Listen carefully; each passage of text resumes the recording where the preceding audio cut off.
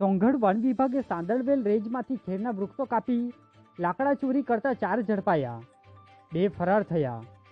તાપી જિલ્લાના સોંગઢ વન વિભાગની ટીમ દ્વારા સાંદળવેલ રેન્જમાંથી ખેરના વૃક્ષો કાપી લાકડા ચોરી કરતા 4ને ઝડપી લેવામાં આવ્યા હતા, જેમાં 2 ઇસમ ફરાર થતા વોન્ટેડ જાહેર કરવામાં આવ્યા છે।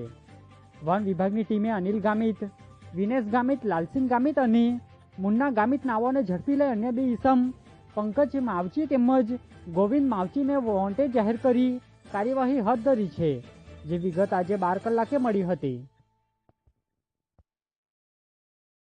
વ્યારા તાલુકાના જેતવાડી ગામેથી પસાર થતી નદીમાં ગણેશજીની પ્રતિમાનું વિસર્જન કરવામાં આવ્યું।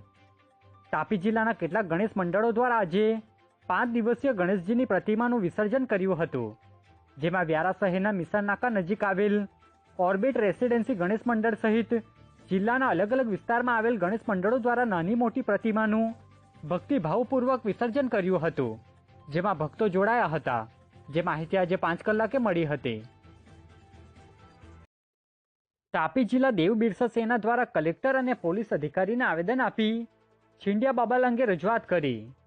તાપી જિલ્લા દેવ બિરસા સેના દ્વારા આવેદનપત્ર આપી રજૂઆત કરવામાં આવી હતી, જેમાં કલેક્ટર અને નાયબ પોલીસ અધિક્ષકને આવેદન આપવામાં આવ્યું હતું, જે આવેદનમાં છીંડિયા ગામના આદિવાસી ભગત પુણ્યા કોટવાડિયા અને તેના પરિવારને ખ્રિસ્તી ઈસમો દ્વારા જાહેરમાં માર મારી ભયનું વાતાવરણ ઊભું કર્યું હોય, જે અંગે તાત્કાલિક કડક પગલાં ભરવા માંગ કરી અલગ અલગ મુદ્દાને આવરી લઈ રજૂઆત કરવામાં આવી હતી, જેમાં આગેવાનો અને ગ્રામજનો હાજર રહ્યા હતા, જે માહિતી આજે 12:45 કલાકે મળી હતી।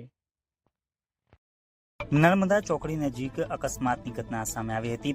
ટેમ્પોની ટક્કરે રિક્ષા ચાલકને ગંભીર ઈજાઓ પહોંચી હતી।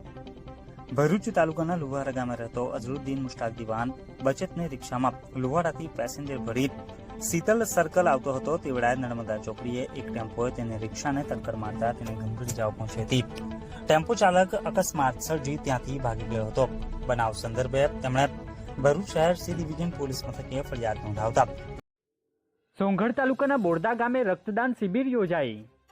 તાપી જિલ્લાના સોંગઢ તાલુકાના બોરદા ગામે ગ્રામજનો તેમજ યુવક મંડળ દ્વારા રક્તદાન કેમ્પનું આયોજન કરવામાં આવ્યું હતું, જેમાં તાપી જિલ્લામાં સિકલ સેલના વધી રહેલા પ્રમાણ વચ્ચે દર્દીઓને બ્લડ મળી રહે હેતુથી રક્તદાન કેમ્પનું આયોજન કરવામાં આવ્યું હતું, જેમાં યુવાનો દ્વારા રક્તદાન કરવામાં આવ્યું હતું, જે માહિતી આજે 4:30 કલાકે મળી હતી।